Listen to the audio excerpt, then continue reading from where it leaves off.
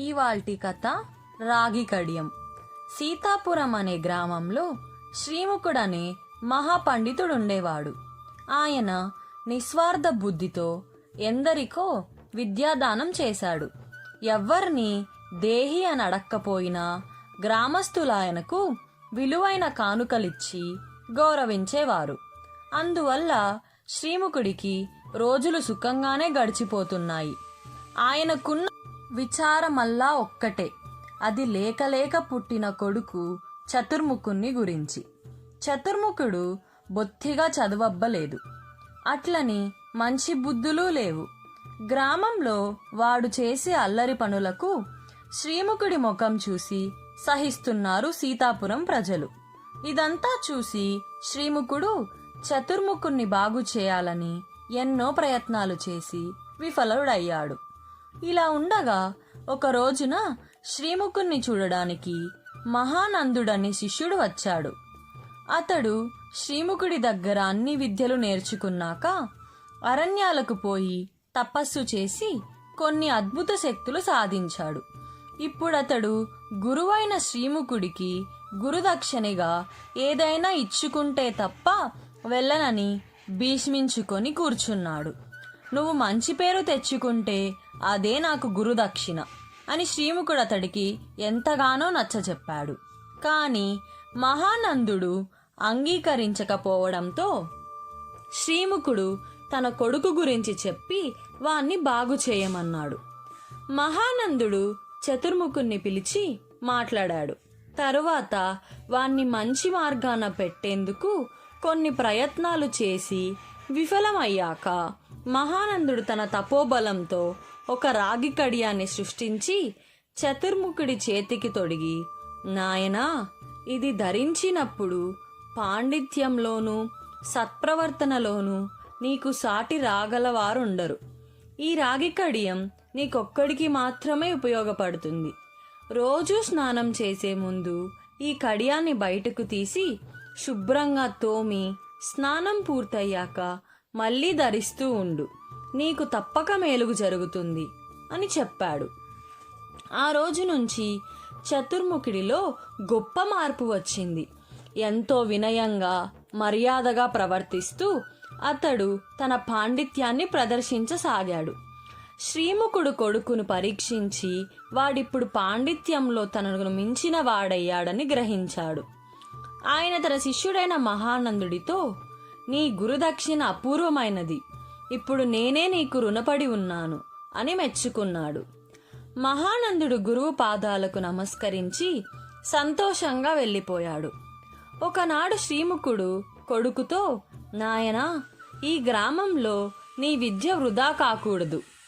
రాజధానికి వెళ్ళి ప్రఖ్యాత పండితుల ముందు నీ పాండిత్యాన్ని ప్రదర్శించి నీ జీవితాన్ని సార్థకం చేసుకొనిరా అన్నాడు. చతుర్ముఖుడు సరేనని రాజధానికి వెళ్ళాడు. అయితే అతడికి రాజదర్శనం లభించలేదు. పాండిత్యాన్ని ప్రదర్శించడానికైతే ముందుగా అతడు విద్యాధరుడనే రాజస్థాన పండితుణ్ణి మెప్పించవలసి ఉంటుందని ఎవరో చెప్పారు. చతుర్ముఖుడు విద్యాధరుణ్ణి చూడబోతే ఆయన అతడికేసి నిరసనగా చూసి వెళ్ళమన్నాడు. చతుర్ముఖుడికి విసుగు పుట్టింది. తన గ్రామానికి వెళ్ళిపోవాలనుకున్నాడు.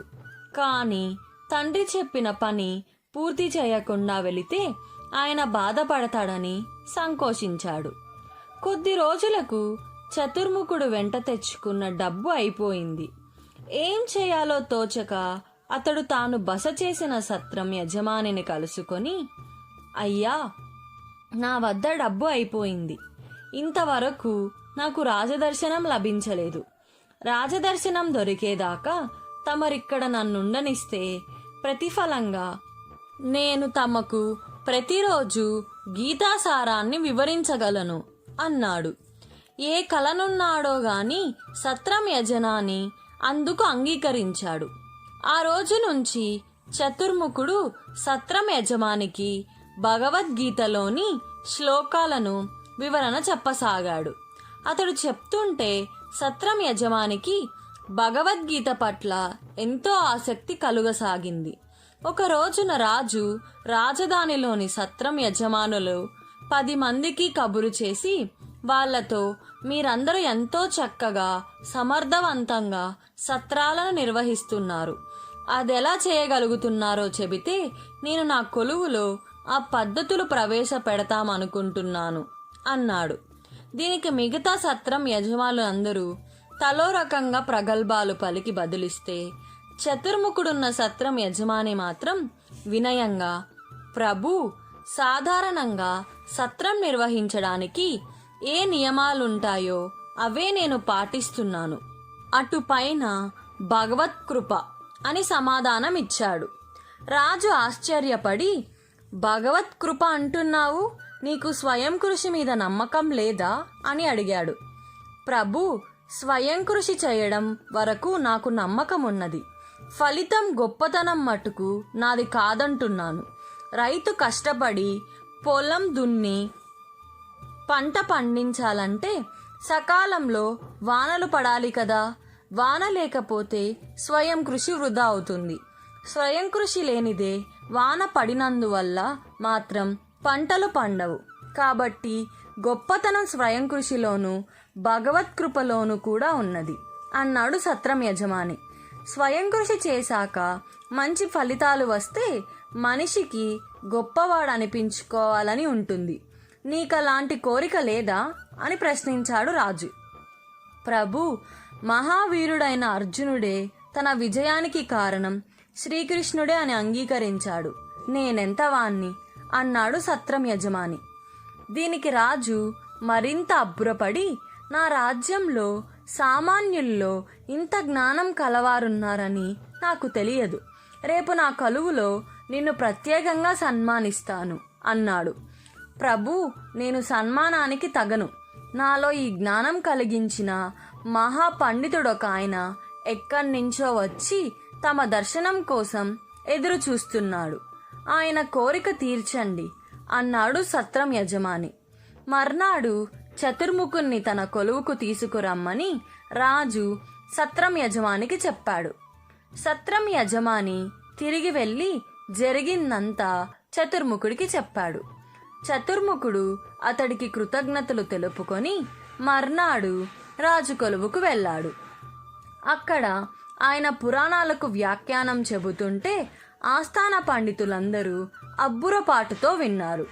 రాజు చతుర్ముఖుణ్ణి మెచ్చుకొని, మీరు మహాపండితులు, నా కొలువుకు రావటానికి తమరు మా ఆస్థాన పండితుడైన విద్యాధరుణ్ణి కలుసుకొని ఉంటే ఎప్పుడో మీ గొప్పతనం నా దాకా చేరి ఉండేది అన్నాడు. విద్యాధరుడు తనను నిరసించి పంపివేసిన సంగతి చతుర్ముఖుడు అప్పుడు రాజుకు చెప్పాడు. అది విని రాజు కోపం పట్టలేక, మహానుభావ, ఇది నా కొలువుకే ఘోర అవమానం. ఈ తప్పుకు తమరే స్వయంగా విద్యాధరుని శిక్షిస్తే తప్ప నా మనసు శాంతించదు అన్నాడు. చతుర్ముఖుడు అందుకు అంగీకార సూచకంగా తలాడించి తన చేతికున్న రాగి కడియాన్ని తీసి మహారాజుకిచ్చి విద్యాధరుడి వద్దకు వెళ్ళి అతన్ని నానావిధ దుర్భాషలతో నిందించాడు. ఆ సమయంలో అతడి ప్రవర్తన పండితుడిలా కాక పామరుడిలా అతి నీచంగా ఉండడంతో రాజే ఆశ్చర్యపడ్డాడు. విద్యాధరుడేమీ అనలేక ఖిన్నుడై తల వంచుకున్నాడు. తర్వాత చతుర్ముఖుడు రాజు నుంచి రాగి కడియాన్ని తీసుకొని తిరిగి ధరించాడు. అప్పుడు రాజు చతుర్ముఖుడితో, అయ్యా మహాపండితులు, అఖండ జ్ఞాన సంపన్నులు అయిన తమరు నేనొక చిన్న అవకాశం ఇచ్చేసరికి విద్యాధరుణ్ణి అతి నీచంగా నిందించారు. మీ ప్రవర్తన ఈ కొలువుకే తలవంపుగా ఉన్నప్పటికీ అందులో ఏదో పరమార్థం ఉన్నదని భావిస్తున్నాను. అది సెలవిచ్చి మమ్ములను ధన్యుల్ని చేయండి అన్నాడు. చతుర్ముఖుడు మందహాసం చేసి, నా ప్రవర్తనకు నేను సిగ్గుపడుతున్నాను.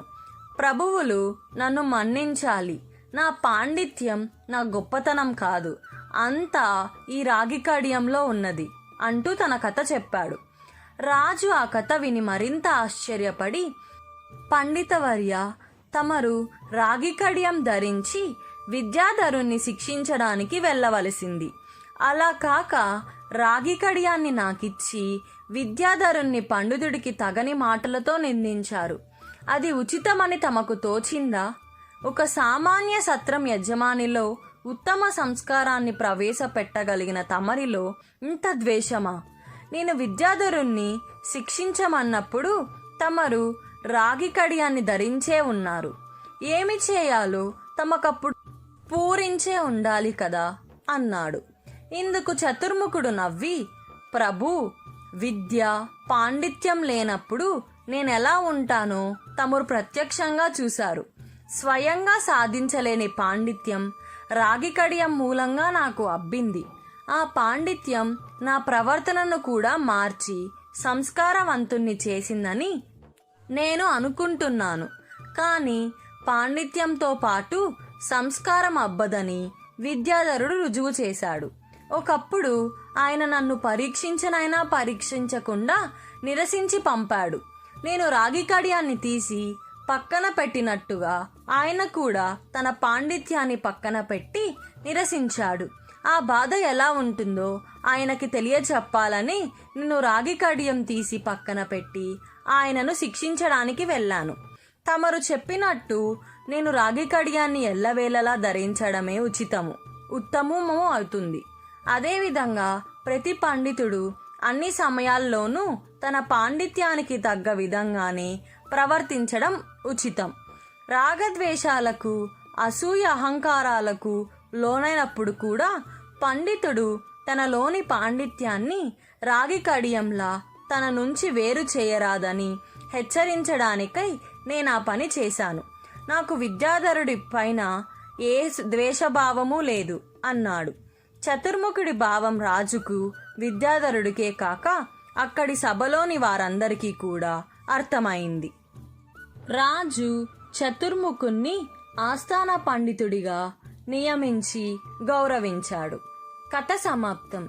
ఈ కథ మీకు నచ్చినట్లయితే మా ఛానల్కు లైక్ చేసి, షేర్ చేసి, సబ్స్క్రైబ్ చేయండి.